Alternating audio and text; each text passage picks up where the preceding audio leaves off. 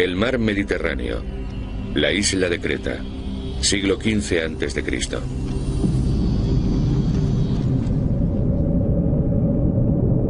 Uno de los mayores misterios de la arqueología lo constituye la desaparición de la Atlántida, el legendario continente perdido.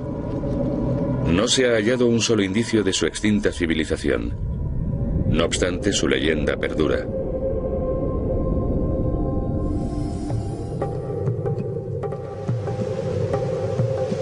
Muchos arqueólogos sostienen que el mito de la Atlántida, en cierto sentido, entronca con otra gran cultura, la minoica. La civilización minoica, que floreció en Creta entre el tercer y el segundo milenio antes de nuestra era, contemporáneamente a la célebre cultura egipcia, no tuvo el privilegio de acabar reflejada en los escritos históricos de los antiguos, ya que desapareció tan repentinamente como la Atlántida. El nexo entre la Atlántida y Creta y los minoicos se ve apuntalado por los recientes descubrimientos de la arqueología. Unos hallazgos que dejan traslucir una civilización avanzadísima, sin parangón durante siglos. Un pueblo que disfrutó de una prolongada edad de oro. Acompáñennos en nuestra exploración de la asombrosa y arcaica cultura minoica.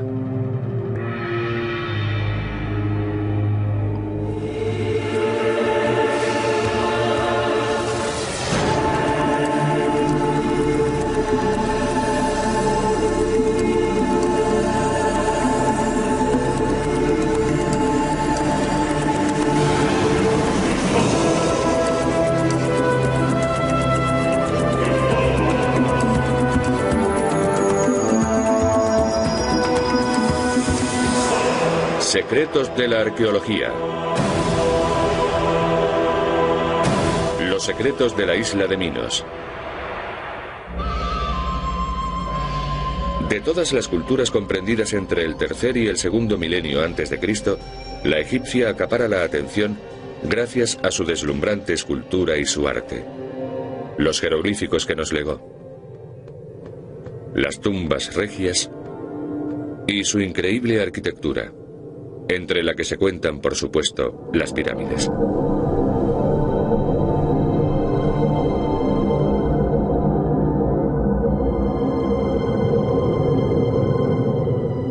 En el Egipto de aquellos tiempos, los mercaderes comerciaban con una cerámica exquisitamente bella, hoy conocida como camarés. Según se decía, provenía de una isla enclavada en el centro del Mediterráneo, una rica, agradable y pacífica isla, un paraíso. Su descripción sedujo a muchos egipcios que desearon visitarla. Los viajeros transbordaban en varios puertos a lo largo de su recorrido por las costas libanesas, Chipre y las islas meridionales del Egeo. Uno de los primeros yacimientos fue hallado en el monte Ida, una montaña de casi 2.500 metros de altitud, situada en mitad de la isla de Creta.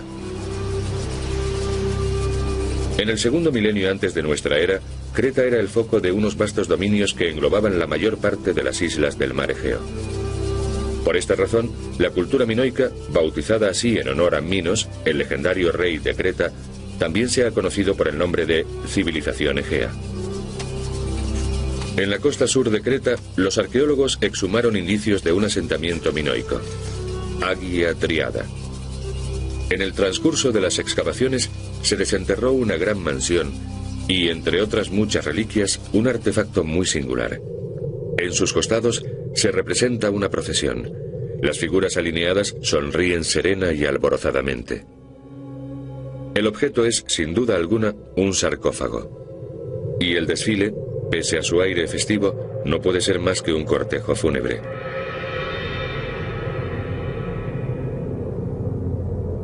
Estudiando las imágenes y la artesanía minoicas, los arqueólogos concluyeron que, en Creta, todo, aun los duelos, estaba vinculado con la alegría y la naturaleza, un canto a la vida.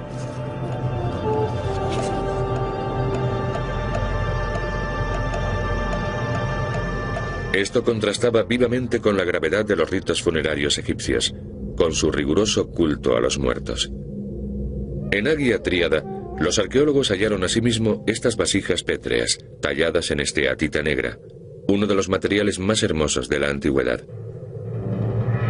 Las representaciones de estos arcaicos recipientes nos hablan del mundo en que vivieron. Un personaje altivo y bien parecido atrajo la atención de los estudiosos que trataron de averiguar su identidad. La solución del enigma no pudo hallarse en las fuentes históricas. La información transmitida por los historiógrafos antiguos es imperfecta, ya que se basa en la leyenda, no en la observación directa. La única fuente narrativa de que disponemos en torno a Creta y los minoicos es la legendaria historia del rey Minos, cuya descripción coincide en gran medida con el aspecto del personaje esculpido en la vasija de esteatita. El parecido es tan notable que muchos sostienen que, en efecto, se trata de un retrato del monarca. Posiblemente la única imagen minoica que pervive del rey Minos se encuentre en este relieve.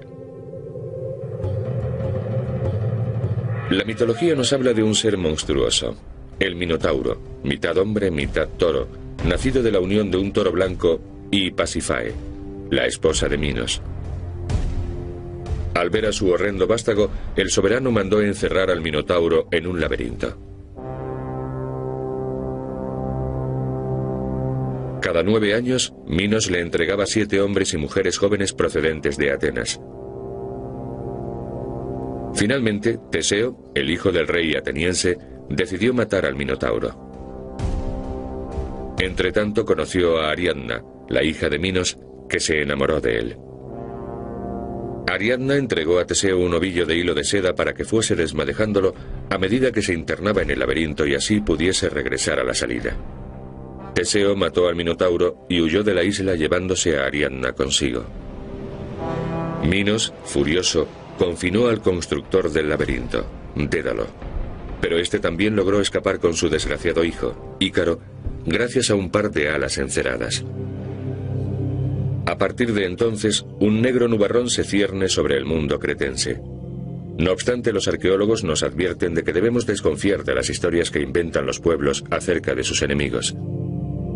La leyenda del Minotauro fue escrita por los antiguos griegos, y estos eran rivales de los cretenses de la era minoica. Los minoicos se hallan indefensos ante tales acusaciones. Su escritura aún resulta indescifrable.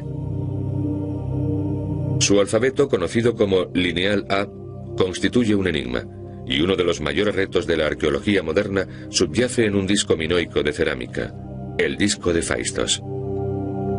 Cuando fue descubierto en Phaistos, sus inscripciones trazadas en espiral intrigaron a los arqueólogos.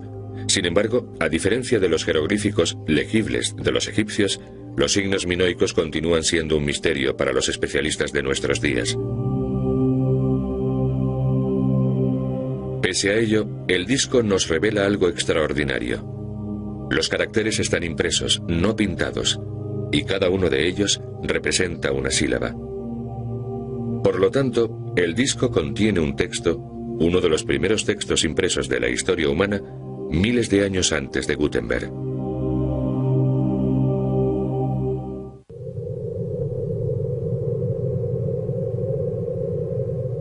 A finales del siglo XIX, un arqueólogo inglés, Arthur Evans, dio con estos polvorientos e interesantísimos sellos en un rastro anticuario de Atenas.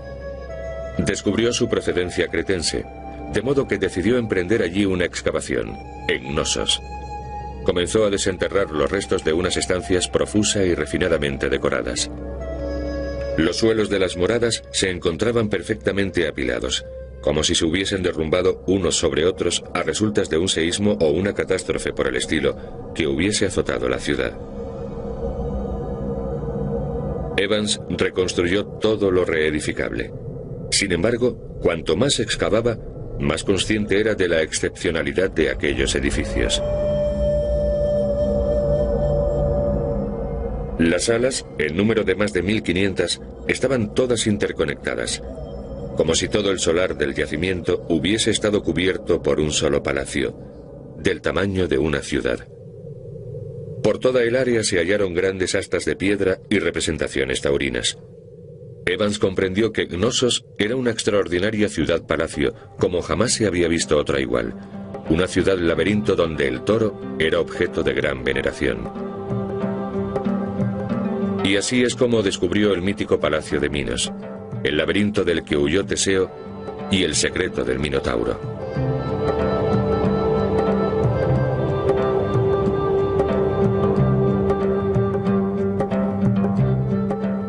Lo cierto es que los minoicos, como vemos en este fresco, no mantenían una relación antagónica con el toro.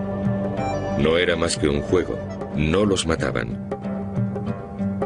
En Creta no se practicaba lo que hoy conocemos como tauromaquia, sino algo llamado taurocatapsia, un concurso consistente en mantener el equilibrio a lomos de la enorme bestia.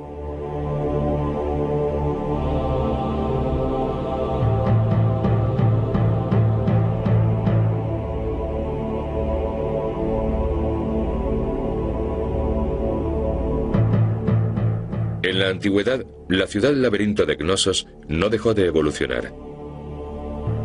Su arquitectura debió de ofrecer un aspecto muy distinto a los egipcios que la visitaron.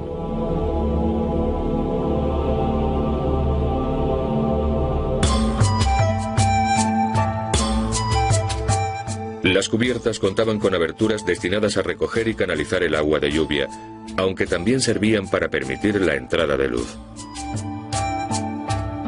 La luz penetraba por la techumbre y por los vanos abiertos en las 4 paredes.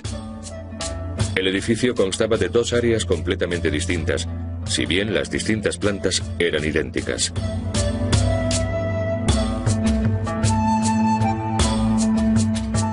Hoy, gracias a las excavaciones de Evans, podemos reconstruir la apariencia de este asombroso palacio.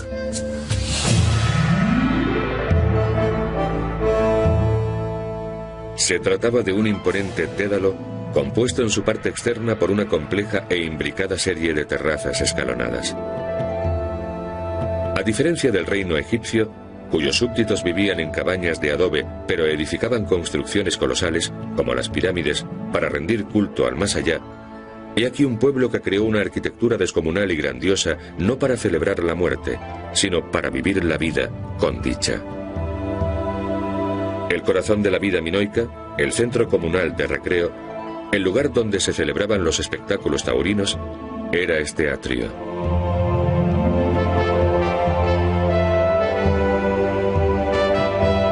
Dominándolo, elevados a cierta altura sobre todo este boato, estaban los aposentos regios. En este patio central se encontraban tanto las dependencias privadas de la familia real como el espacio público desde el que los habitantes de Cnosos asistían a los festivales taurinos.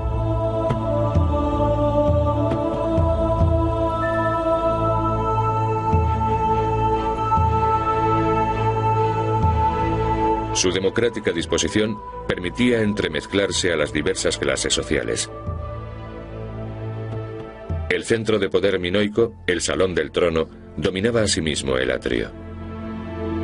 Lo más sorprendente es que el Salón del Trono de esta arcaica urbe continúa intacto aún hoy.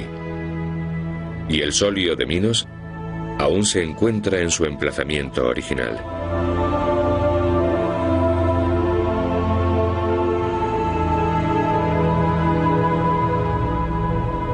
Sobre una réplica de su sitial, revestido de todo su poder simbólico, hoy se sienta el presidente del Tribunal de La Haya.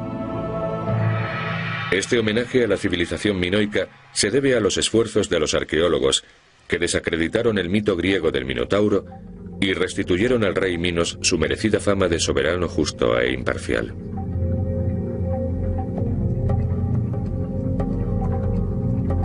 En la sociedad minoica, las mujeres gozaban de los mismos derechos que los hombres. Hoy diríamos que estaban liberadas y emancipadas. Vestían ropajes de vivos colores y se embellecían con ricas joyas. Desempeñaban un papel crucial en la vida cotidiana, y eran ellas quienes promovían las actividades de la corte. De hecho, uno de los más bellos salones de la ciudad palatina de Cnosos estaba dedicado a una fémina. A través de los coloridos corredores del palacio, accedemos a los aposentos de la reina.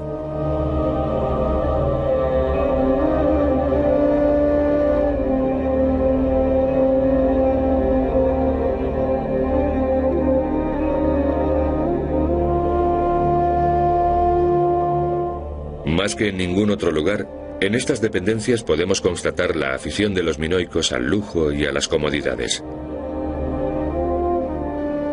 Amén del alegre ornato que se encuentra por doquier, en las jambas y dinteles de las puertas, los muros y los techos, estas cámaras se caracterizan por sus refinadas instalaciones sanitarias y por sus dobles muros concebidos para lograr el aislamiento acústico. Figurillas de mujeres que yacieron dormidas durante miles de años volvieron a la vida durante las excavaciones de Cnosos. Su atavío es elegante y muy singular, puesto que llevan los senos al descubierto. Este rasgo suscitó tanta curiosidad como polémica. Los especialistas discutieron sobre si se trataba de la vestimenta habitual de las mujeres minoicas o bien si era privativa de ciertas sacerdotisas consagradas a algún tipo de culto en particular. Desde luego no cabe duda de que las mujeres representadas con serpientes son sacerdotisas. Su atuendo es sacro.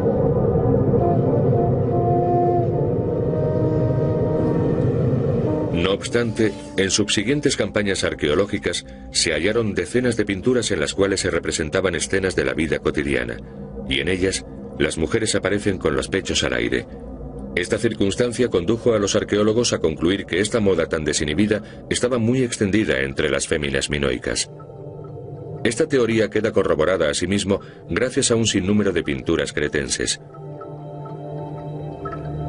Los minoicos disfrutaban de un benévolo entorno natural, de clima templado merced a su latitud, al que sabían sacar todo su partido. Los artefactos exhumados por los arqueólogos nos presentan una nueva imagen de la civilización minoica. La legendaria opresión de un fatídico laberinto ha dado paso a un feraz y placentero Edén.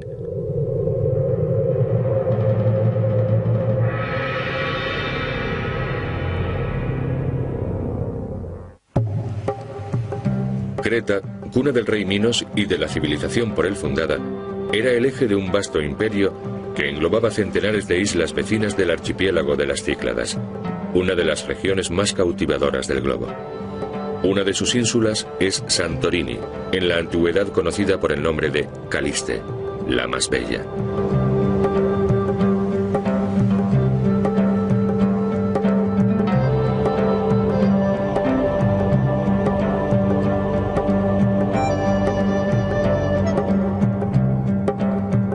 Las negras rocas volcánicas que cubren la mayor parte de Santorini son los antiguos residuos de un volcán aún en actividad.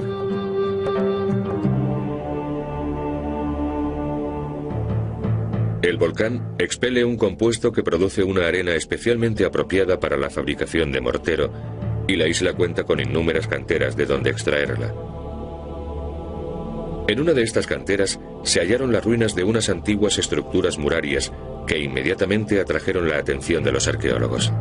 Se desenterraron edificios y reliquias absolutamente ajenas a la antigua civilización helena. Tras el descubrimiento de piezas cerámicas, frescos y una población completa, se aventuró una hipótesis.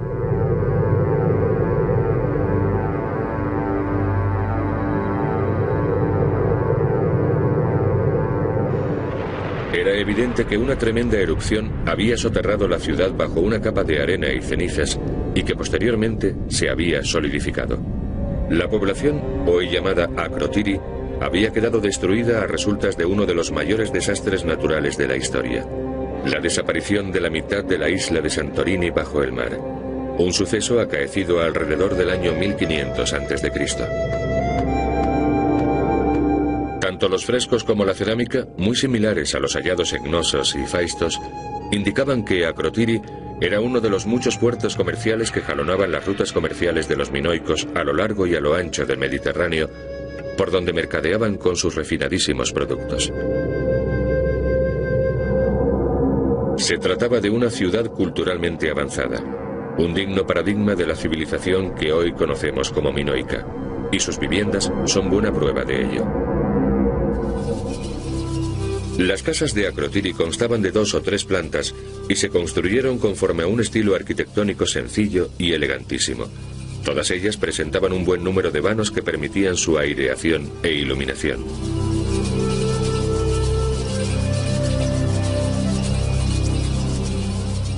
Al igual que en los palacios cretenses, en los muros externos se encontraban los desagües de las instalaciones sanitarias que vertían, por increíble que parezca para aquellos tiempos, en una red de alcantarillado. Las escaleras y los suelos eran elásticos. El ático presentaba una estructura de vigas de madera, así como una malla confeccionada con cañas y ramas, materiales ligeros, recubierta de arena fina compactada. ¿Qué explicación podría tener tan curiosa técnica constructiva? Tanto entonces como hoy, el volcán originaba terremotos que conmocionaban la isla. Las moradas de Santorini se edificaban siguiendo una especie de rudimentario, aunque eficaz, sistema antisísmico. Los minoicos habitaban unas tierras verdes y fértiles. En Creta, del monte Ida fluían abundantes aguas que regaban los campos. La isla se hallaba circundada y protegida por un mar del que eran los amos indiscutibles. Vivían en una sociedad libre de conflictos. Y aún así, su civilización desapareció inopinadamente. Los arqueólogos se preguntaban cómo es posible que una cultura capaz de legarnos tan significativos e impresionantes restos pudiera arruinarse tan rápida y misteriosamente. Al componer este rompecabezas, los arqueólogos comprendieron que un cataclismo como la erupción de Santorini pudo conllevar desastrosas consecuencias más allá del ámbito de la propia isla. Calcularon que la mitad de la isla que se sumergió en el mar debió de desplazar una enorme masa de agua, generando así una gigantesca ola de más de 100 metros de altura. Tan solo pudo dirigirse hacia el sur, arrasando a su paso Creta y su capital, Knossos.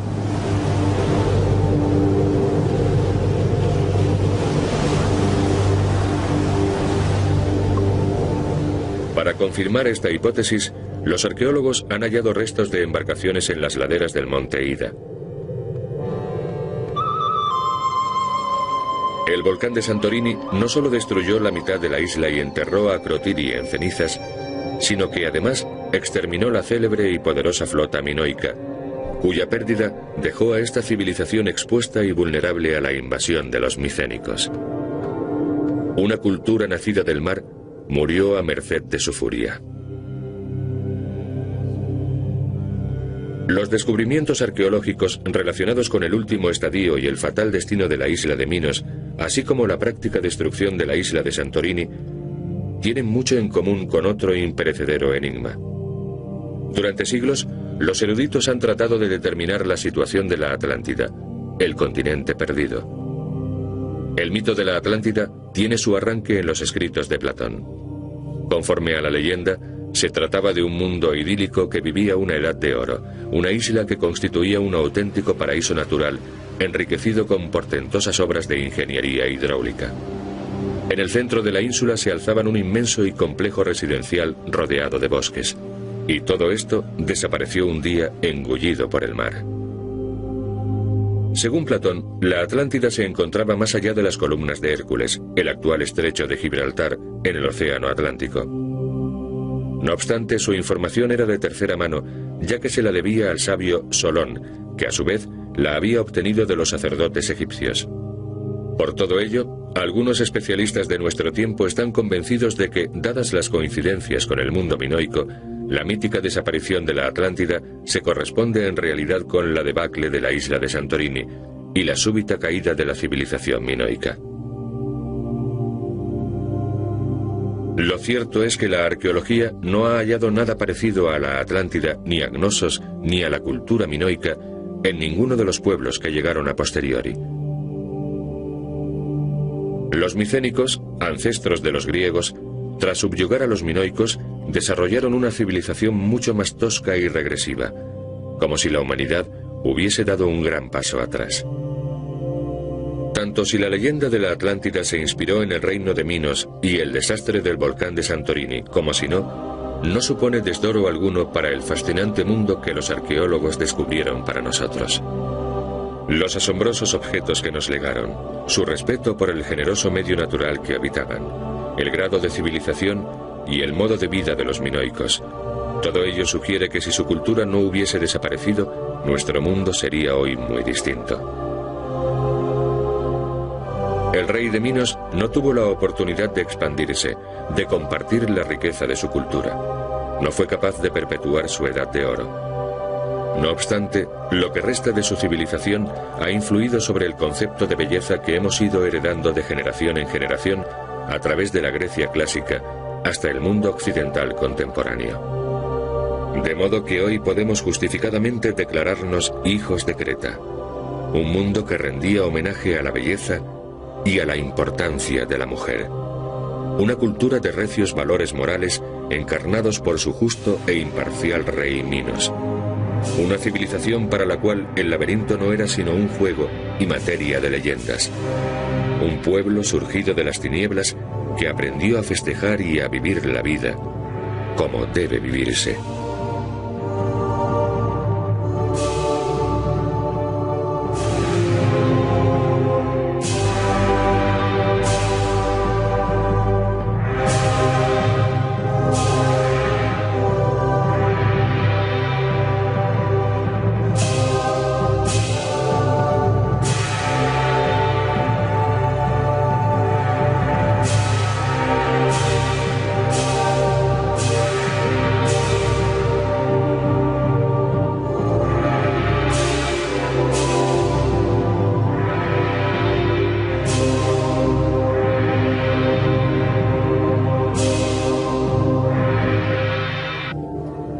Uno de los primeros yacimientos fue hallado en el monte Ida, una montaña de casi 2.500 metros de altitud, situada en mitad de la isla de Creta. En el segundo milenio antes de nuestra era, Creta era el foco de unos vastos dominios que englobaban la mayor parte de las islas del mar Egeo. Por esta razón, la cultura minoica, bautizada así en honor a Minos, el legendario rey de Creta, también se ha conocido por el nombre de civilización egea. En la costa sur de Creta, los arqueólogos exhumaron indicios de un asentamiento minoico, Agia Triada.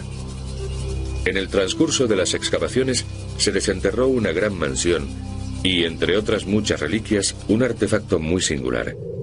En sus costados se representa una procesión.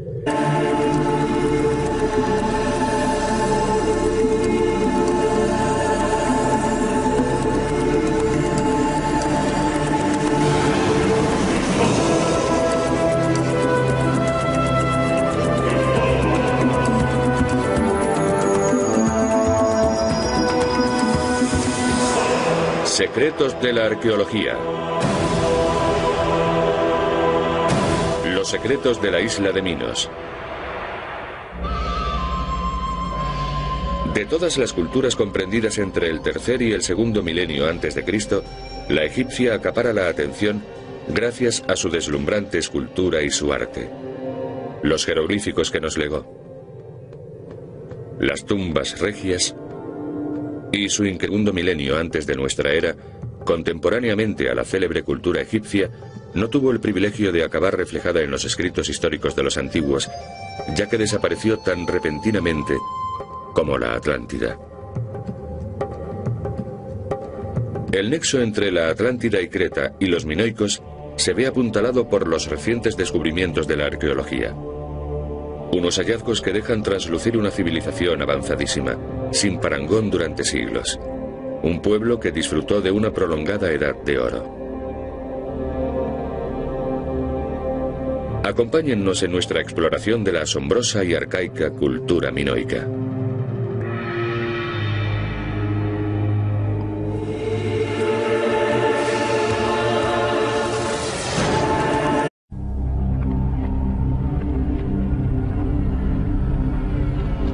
El mar Mediterráneo, la isla de Creta, siglo XV a.C.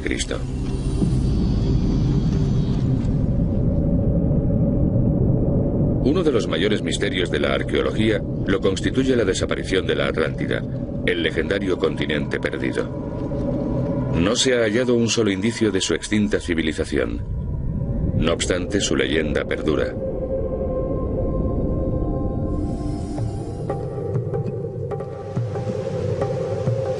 Muchos arqueólogos sostienen que el mito de la Atlántida, en cierto sentido, entronca con otra gran cultura, la minoica.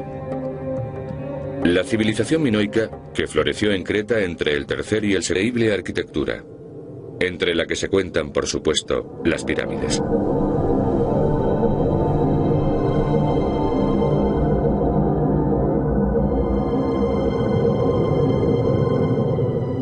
En el Egipto de aquellos tiempos, los mercaderes comerciaban con una cerámica exquisitamente bella, hoy conocida como camarés. Según se decía, provenía de una isla enclavada en el centro del Mediterráneo, una rica, agradable y pacífica isla, un paraíso. Su descripción sedujo a muchos egipcios que desearon visitarla. Los viajeros transbordaban en varios puertos a lo largo de su recorrido por las costas libanesas, Chipre y las islas meridionales del Egeo.